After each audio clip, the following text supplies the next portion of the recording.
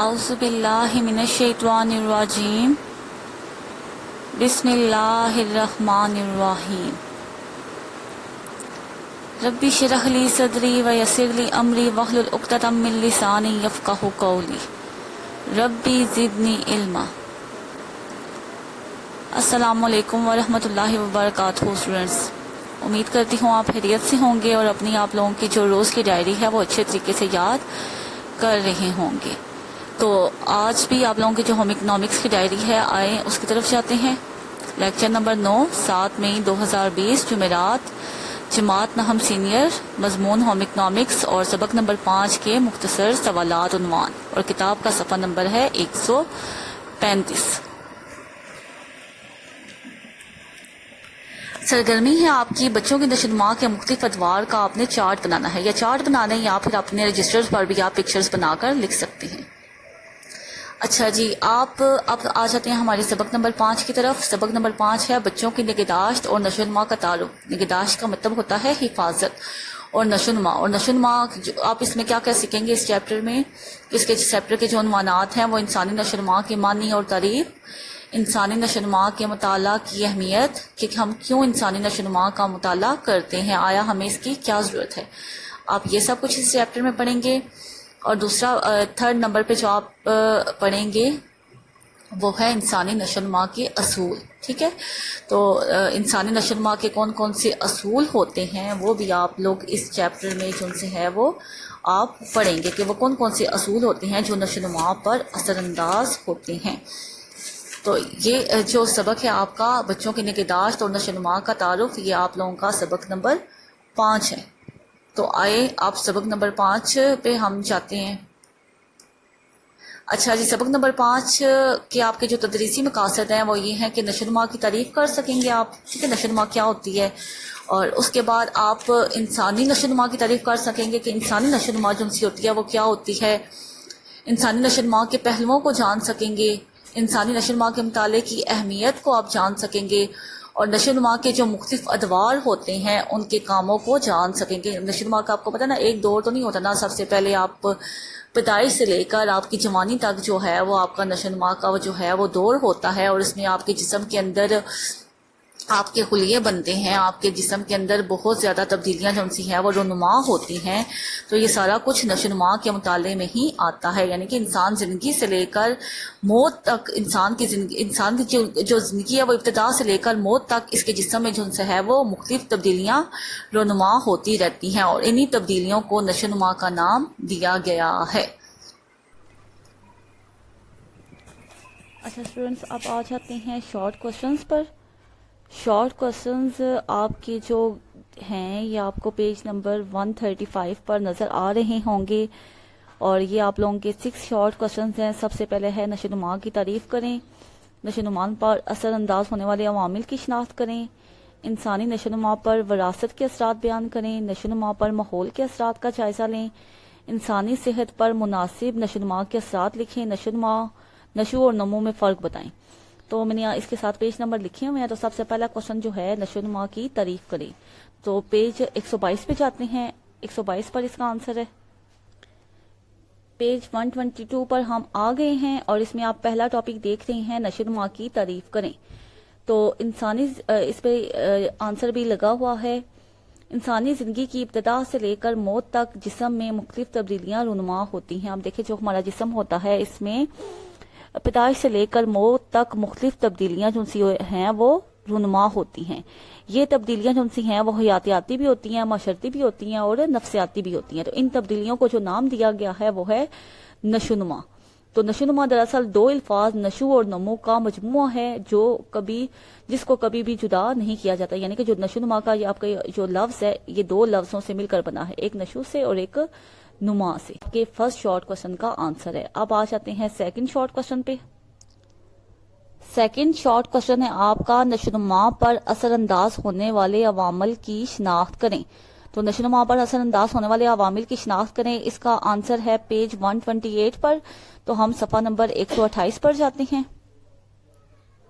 اچھا جی، اب ہم آ گئے ہیں پیج 128 پر۔ پیج 128 پر اس کا آنسر ہے، آپ نے یہاں سے فرسٹ پیراگراف کی لاسٹ لائن ذیل میں چیدہ چیدہ عوامل بیان کیے گئے ہیں جو انسانی نشو و نما پر اثر انداز ہوتے ہیں۔ یہ 3 قسم کے عوامل ہیں۔ سب سے پہلا جو عوامل ہے انفرادی عوامل، عضویاتی عوامل، معاشرتی عوامل۔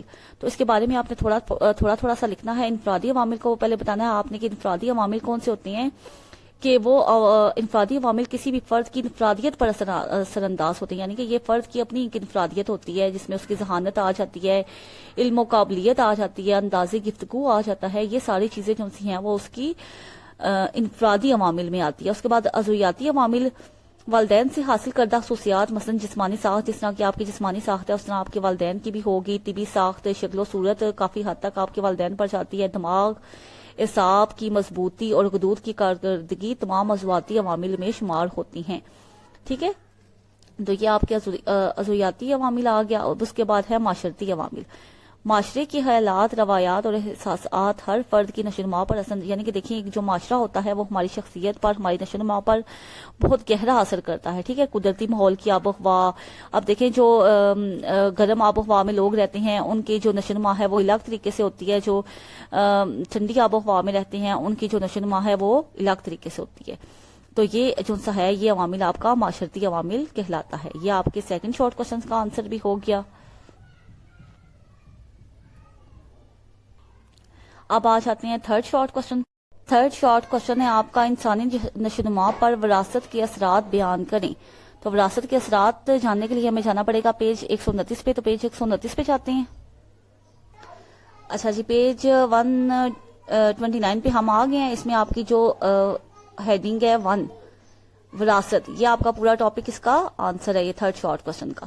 تو تھرڈ وراثت سے مراد، اب وراثت کی پہلے تعریف دیکھیں کہ وراثت ہوتا کیا ہے۔ وراثت سے مراد کسی فرد کی وہ خوبیاں اور خامیاں ہیں جو وہ اپنے والدین یا آباء و اجداد سے پیدائشی طور پر حاصل کرتا ہے، یعنی کہ جو ہم خصوصیات، وہ چاہے خوبیاں بھی ہو سکتی ہیں اس میں خامیاں بھی ہو سکتی ہیں، جو پیدائشی طور پر ہمارے اندر جو آتی ہیں، جو ہم اپنے والدین یا آباء و اجداد سے لیتے ہیں، ان کو ہم وراثت کی خوبیاں وراثت کہتے ہیں۔ تو اس میں آپ کی کیا آ جاتی ہے، چہرے کی بناوٹ، آپ نے دیکھا ہوگا کہ جیسے آپ لوگوں کے والدین کے چہرے کی بناوٹ ہے، جلد کی رنگت ہے، شکل و صورت ہے، سر کی بناوٹ ہے، ہڈیوں کی ساخت ہے، قد وغیرہ ہے، بالوں کا رنگ، آنکھوں کا رنگ، تو یہ سارے اپنے والدین پر ہی جاتے ہیں، تو اس کو وراثت کہا جاتا ہے، یعنی کہ جو ہمیں اپنے والدین یا آباء اجداد سے جو خصوصیات ہم حاصل کرتے ہیں ان کو وراثت کہا جاتا ہے۔ اور اس کے بعد وہ بتا رہے ہیں کہ ذہنی قابلیتیں، مثلا ذہانت، رد عمل کی رفتار، حرکی مہارتیں، مزاج، مثلا غصہ وغیرہ، خاص رویہ، رجحان، مثلا مصوری، تخلیقی خصوصیات وغیرہ وراثتی طور پر حاصل کردہ خصوصیات میں سے، یعنی کہ یہ بھی ایک وراثت کے طور پر ہی ہمارے اندر آتی ہیں، یہ چیزیں بھی جو بھی میں آپ کو بتا رہی ہوں۔ اکثر اوقات والدین اور بچوں میں حد درجہ مشابہت پائی جاتی ہے، لیکن بعض اوقات بچے والدین کے بجائے خاندان کے کسی اور فرد سے بھی مشابہ ہوتے ہیں، مشابہ یعنی کہ ملتے جلتے ہیں۔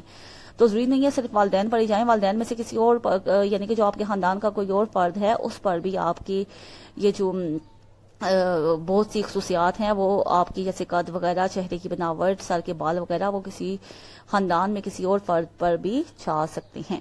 اب آ جائیں فورتھ شارٹ کوشچن کی طرف۔ فورتھ شارٹ کوشچن ہے آپ کا نشو و نما پر ماحول کے اثرات کا جائزہ لیں۔ تو ماحول کے اثرات کا نشو و نما پر جائزہ لینے کے لیے پیج نمبر 134 پر جانا پڑے گا، پیج 134 پہ جاتے ہیں۔ یہ آپ لوگوں کے کچھ پوائنٹس ہیں جو اس کے آنسر میں آ جائیں گے، 6 شارٹ کوشچنس کے آنسر میں آ جائیں گے۔ اچھا جی، فورتھ شارٹ کوشچنس کے آنسر میں آ جائیں گے۔ ماحول انسانی نشو و نما کے جن پہلوؤں پر اثر انداز ہوتا ہے وہ جسمانی نشو و نما، عضلاتی یعنی کہ جو ہماری ہڈیوں وغیرہ کی نشو و نما، ذہنی نشو و نما، معاشرتی نشو و نما اور جذباتی نشو و نما ہیں۔ تو ٹھیک ہے، تو ماحول ہماری درجہ ذیل نشو و نما پر اثر انداز ہوتا ہے۔ اس کے بعد ہم 5th شارٹ کوشچن کی طرف آ جاتے ہیں۔ انسانی صحت پر مناسب نشو و نما کے اثرات لکھیں۔ ٹھیک ہے، انسانی صحت پر مناسب نشو و نما جو ہے وہ کیسے ہوتی ہے، جو اثرات ہیں مناسب نشو و نما کے وہ ہم نے لکھتے ہیں انسانی صحت پر۔ تو پیج 130 پر جاتے ہیں۔ اچھا جی، اب پیج 130 پر یہ جو آپ کی ہیڈنگ ہے 5.2.5، اس میں آپ کا 5th شارٹ کوشچن کا آنسر ہے بچوں کی مناسب نشو و نما ان کی شخصیت کی فلاح و بہبود اور صحت کے لیے نہایت اہم ہے۔ ٹھیک ہے، بچوں کی جو نشو و نما ہوتی ہے یعنی کہ مناسب طریقے سے ان کا قد و قامت وغیرہ اور ان کی ہڈیاں وغیرہ اگر نشو و نما پائیں تو اس کے لیے صحت کے لیے نہایت اہم ہے یہ چیز۔ معاشرے میں پسندیدہ افراد بننے اور ترقی حاصل کرنے کے لیے یہ ضروری ہے کہ وہ معاشرتی توقعات کو پورا کریں، یعنی کہ معاشرہ جو آپ سے توقع کر رہا ہے کہ اگر وہ آپ اس کو پورا کریں۔ معاشرتی اور سماجی سرگرمیوں میں، یعنی کہ جو معاشرے کی سرگرمیاں ہوتی ہیں اور جو آپ کی سوشل ایکٹیویٹیز ہوتی ہیں اس میں آپ بھرپور شرکت کریں تاکہ اپنی صلاحیتوں کو منوا سکیں۔ اگر آپ کہیں کہ میں گھر بیٹھ جاؤں یا پھر ایک کمرے میں آپ بند کر لوں خود کو، تو اس میں آپ کی جو نشو و نما ہے وہ صحیح طریقے سے نہیں ہو پاتی۔ تو صحیح طریقے سے نشو و نما آپ کی تب ہی ہو پاتی کہ جب آپ اسکول کی ایکٹیویٹیز میں حصہ لیں، معاشرے کی ایکٹیویٹیز میں حصہ لیں، خاندان کی جو اگر آپ کی کوئی وہ اس طرح کی سرگرمیاں ہیں تو آپ ان میں بھی حصہ لیں، تو تب ہی آپ کی جو نشو و نما ہے وہ بہترین طریقے سے ہو سکتی ہے۔ اب آ جاتے ہیں 6 شارٹ کوشچن کی طرف۔ اچھا جی، 6 شارٹ کوشچن ہے، نشو اور نمو میں فرق بتائیں۔ تو نشو اور نمو میں فرق جاننے کے لیے ہمیں پیج 122 پہ جانا پڑے گا، تو پیج 122 پہ جاتے ہیں جی۔ پیج 122 پہ ہم آ گئے ہیں اور اس پہ جو آپ کا یہ 6 شارٹ کوشچن کا سائن بھی لگا ہوا ہے۔ نشو کیا ہوتی ہے؟ نشو کی اصطلاح افعال کی تبدیلی سے متعلق ہوتی ہے، ٹھیک ہے، ہمارے جسم میں جو کام ہو رہے ہوتے ہیں، ٹھیک ہے، یہ انسانی جسم کی ایسی تبدیلیاں ہیں جس سے کام کرنے کی صلاحیت میں اضافہ ہوتا ہے، مثلا ہڈیاں اور عضلات کی مضبوطی، چلنے اور دوڑنے کی طاقت وغیرہ، یہ ساری جو ہیں وہ نشو میں آتی ہیں۔ اور نمو میں کیا آتا ہے؟ نمو کی اصطلاح روایتی طور پر جسمانی اور عضویاتی تبدیلیوں سے متعلق، یعنی کہ اس میں جسمانی تبدیلیاں بھی آ جاتی ہیں اور عضویاتی تبدیلیاں بھی آ جاتی ہیں، جو عمر کے مختلف ادوار میں رونما ہوتی ہیں اور زندگی کے ابتدائی سالوں سے نوبلوغت کے دور تک ظہور پذیر ہوتی ہیں، جن میں نئے خلیات کی تعمیر اور جسمانی افزائش شامل ہے اور ان کی پیدائش بھی ممکن ہے۔ یہ آپ لوگوں کے سارے شارٹ کوسچنز جو سے ہیں وہ اس کے آنسر میں نے لگا دیے ہیں اور امید کرتی ہوں کہ آپ لوگوں کو سمجھ بھی آ گئے ہوں گے۔ اچھا اسٹوڈینٹس، آپ چاہتے ہیں ڈائری کی طرف۔ ڈائری ہے آپ کی سبق نمبر 5، مختصر سوالات یاد کر کے نیٹ اینڈ کلین آپ لوگوں نے کیلیگرافی رائٹنگ میں اپنے رجسٹرز پر لکھنے ہیں۔ لیکچر کا اختتام دعا پر کرتے ہیں۔ سبحانک اللہم و بحمدک، اشہد ان لا الہ الا انت، استغفرک و اتوب الیک۔ اللہ حافظ۔